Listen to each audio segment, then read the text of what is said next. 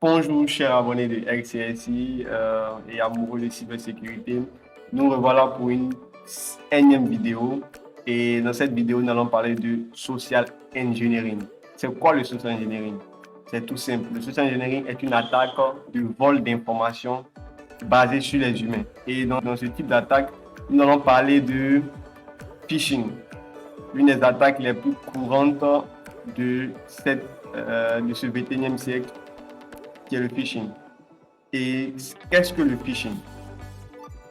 Vous devez savoir simplement que le processus du phishing est une technique dans laquelle un faux email qui ressemble à un email légitime est envoyé à une victime. Et lorsque le destinataire, c'est-à-dire celui qui reçoit l'email, ouvre le lien qui est inséré dans l'email, automatiquement, il voit ces informations fournies aux cybercriminels. Donc, généralement, lorsque celui-ci ouvre l'email, plutôt et clique dans le lien, il sera redirigé sur une autre page, une fausse page. Et cette page-là va permettre au hacker de récupérer les informations. Mais lorsque la page il est redirigée sur une autre page, le hacker va cloner la victime sera redirigée, fait office d'une page officielle, alors qu'elle n'est pas. Donc, je prends un exemple. Vous avez un compte sur, je prends l'exemple Amazon ou je peux dire Abidjan.net peut-être. Lorsque le hacker vous envoie le mail, il mettra un faux lien à l'intérieur de ce mail-là. Et lorsque vous allez cliquer sur le mail, il va se voir, c'est-à-dire la page de Facebook ou de Amazon ou etc., du compte où vous êtes sur le site, cette page va se voir copiée, clonée. Et vous allez penser que vous êtes sur une page officielle de Amazon ou Facebook, etc., alors que vous êtes fait pirater parce que vous avez renseigné vos informations et l'information ira directement sur le hacker. Et c'est cela qu'on va voir dans cette vidéo. Et vous suivre cette vidéo et de partager au maximum. N'oubliez pas de vous abonner sur la page YouTube pour suivre encore nos prochaines vidéos. Une fois que l'utilisateur va entrer les différentes coordonnées. Donc on a tapé Facebook phishing. Bon, c'est pas filtré. Donc on va taper PHP. Ok, bien spécifier ce qu'on veut. Et vous allez voir ici ce lien sur ce site là, ce blog là. Vous pouvez récupérer le script qui va nous permettre de récupérer les différentes informations lorsque l'utilisateur l'aura renseigné. Ok, donc nous allons copier ce script PHP là. Nous copions.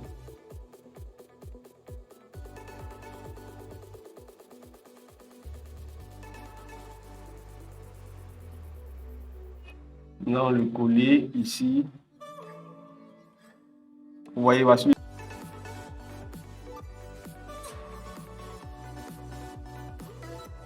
Nous allons enregistrer. Ok, une fois que c'est fait, nous allons arranger notre code. Donc, ici, déjà, on va changer et nous allons mettre password.txt. Au niveau du et il y a un espace, nous allons coller. Ok, et nous allons enregistrer également. Donc, ce que vous devez savoir à ce niveau, c'est que je vous donne l'explication de ce script. Donc, au niveau de la deuxième ligne 2, bon, la première ligne, nous ouvrons le langage, nous allons utiliser, nous disons ici que nous utilisons le langage PHP pour ce script. Deuxième ligne, header location. Nous faisons une redirection vers la vraie page de Facebook lorsque le script est exécuté. C'est-à-dire lorsque l'utilisateur va renseigner ces informations, dès qu'il cliquera sur connexion, nous allons le rediriger sur une vraie page de Facebook. Deuxièmement, on a une variable qui va recevoir fopen. Fopen, ça veut dire file open. Donc, ouvrir un fichier. Donc, vous avez file open password.txt A. L'option A. Password.txt, c'est-à-dire nous allons créer un fichier qui va s'appeler password.txt. Cependant, lorsque nous mettons le tiret A, cela signifie que si ce fichier n'est pas créé, nous avons la possibilité avec l'option A de créer le fichier. C'est-à-dire que le script va créer le fichier de manière automatique et donne encore la possibilité d'écrire dans ce fichier. Donc, c'est pourquoi nous avons mis l'option A. Et après, nous avons une boucle qui va incrémenter, ou si vous voulez, renseigner les informations dans le password.txt en fonction des différentes variables qui seront transmises par comme vous voyez ici, $post, c'est-à-dire par la requête en mode post, en méthode post dans le formulaire. Donc, nous allons continuer maintenant.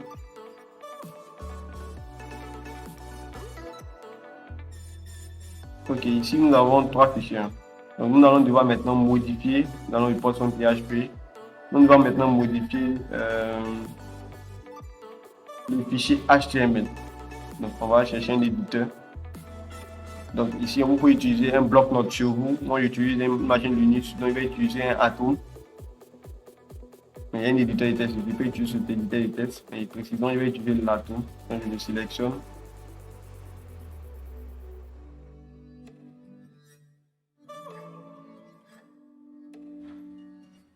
Donc, précisément, je vais utiliser le bloc-notes. Et ici, maintenant, je vais faire quoi? Je vais faire une recherche où je vais chercher le mot action égale. Quand je lance automatiquement, vous voyez ici. Ici, au niveau du action égale, lorsque nous avons un formulaire, dans ce formulaire-là, il y a des attributs dans une balise qu'on appelle la balise forme. C'est cette balise-là qui va accueillir les différentes informations input de ce formulaire. Et dans cette balise, il y a des attributs qu'on appelle par exemple le méthode ou l'action égale. Donc le action égale est l'attribut qui va nous permettre de faire une redirection ou plutôt d'envoyer, qui va recevoir plutôt l'information du formulaire. C'est là-bas que nous allons renseigner où doit aller l'information qui est dans le formulaire. Et dans la méthode, c'est la méthode dans laquelle nous allons faire transporter l'information en méthode get ou en méthode post. Nous avons maintenant nos 3 fichiers. Maintenant, nous allons chercher un serveur qui va héberger notre site et le mettre en index.html. Et nous allons renommer. Regardez ici, dès que nous rechargeons la page, automatiquement, la page Facebook s'affiche. Donc, entre cette page, regardez bien, le nom du domaine est faux, mais regardez cette page, elle est le nom du domaine. Donc ici, c'est le nom du domaine seulement qui diffère. Donc ici, nous allons renseigner une information quelconque. Je mets une information test hacking@gmail.com. Ici, je mets notre information, je mets le mot de passe. Donc, supposons que la victime entre son mot de passe. Donc, vous voyez, il est redirigé sur la vraie page de Facebook comme on avait mis dans notre script header. Donc, remarquez ici, nous allons recharger d'abord la page. Nous rechargeons la page de notre serveur. Remarquez, nous rentrons dans ce fichier. Regardez ici, comme dans le script, le fichier est créé. Et le fichier est créé. Je vous montre le script. Regardez ici, on avait dit quoi? Password. Donc, vous voyez que le fichier s'est créé automatiquement. Le fichier s'est créé automatiquement. Nous fermons le fichier. Donc, nous entrons dans le fichier. Remarquez test hacking@gmail.com. Vous avez vu, le mot de passe AZTN2. Donc, c'est assez simple. C'est tout. Donc, nous voilà, vous avez vu comment cela se fait, assez simple, assez pratique. Donc, ce que je peux vous recommander en termes de sécurité, première des choses, vous devez remarquer le nom du domaine qui est dans le site. Remarquez que ce nom du domaine est facebook.com. Vous avez vu, le site se ressemblait, c'était un clone parfait. Mais seulement que dans le nom du domaine, je ne peux pas avoir le nom facebook.com textuellement. Est-ce que vous voyez? Donc, c'est un faux nom de domaine. Donc, par là, vous pouvez reconnaître que le site est un faux site. Vous avez bien remarqué que le cadenas était toujours ouvert, c'est-à-dire le mode était sécurisé. Donc ça n'a rien à voir. Le protocole HTTPS était là et ça n'a rien à voir. Ce n'est pas un problème du protocole HTTPS. Ici, c'est un problème de corps, c'est-à-dire que le corps même du site est faux. Donc par le nom du domaine, on peut s'apercevoir. Dans la prochaine vidéo, nous allons voir comment d'autres hackers arrivent à utiliser le même nom de domaine Facebook. Lorsque ces hackers-là utilisent cette attaque, vous aurez le même nom de domaine, par exemple facebook.com. Regardez les noms que je mets là. Montrez-moi quel est le vrai nom de Facebook entre les deux. Vous voyez que c'est pareil. En réalité, c'est pas pareil. Il y a un nom qui est faux et un nom qui est vrai. Nous verrons dans la prochaine vidéo comment ces hackers arrivent à avoir le même nom de domaine pour tromper de votre vigilance et quelle est la sécurité encore que vous devez apporter. Donc, soyez vigilants, restez toujours attentifs aux différentes alertes de sécurité, mettez vos téléphones à jour et également appliquez nos conseils de sécurité. Merci.